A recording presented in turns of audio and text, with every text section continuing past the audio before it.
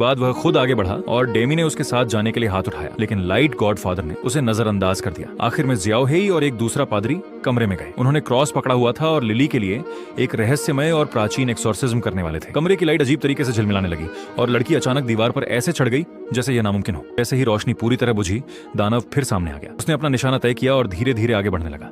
Demi डर गई। In control से बाहर हो रहा था, इसलिए लाइट गॉडफादर को कदम उठाना पड़ा। वह अपनी मजबूत इच्छा शक्ति से लिली के अंदर मौजूद बुरी ताकत को भगाना चाहता था। अचानक लिली बिस्तर के नीचे फंस गई। जैसे ही लाइट गॉडफादर पास आया, बिस्तर के नीचे से 2 हाथ बाहर निकले और वह गिर पड़ा। लिली का शरीर अजीब तरह से मुड़ा हुआ था। आंखें ठंडी और खामोश थीं।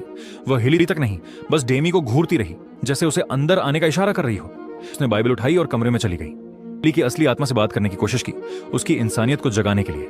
लिली जमीन पर गिर गई। उसके बाल कई जगह उलझे हुए थे और मुंह जकड़ा हुआ था। लाइट गॉडफादर ने तुरंत डेमी को साथ में बाइबल पढ़ने को कहा। जैसे ही दोनों की आवाज गूंजी, लिली दर्द से तड़पने लगी। के मुंह से 2 सूखे हाथ बाहर निकले, लेकिन अगले ही पल गायब हो गए। अचानक होश में आ गई। डेमी एक्सोर्सिज्म की कामयाबी से खुश थी। तब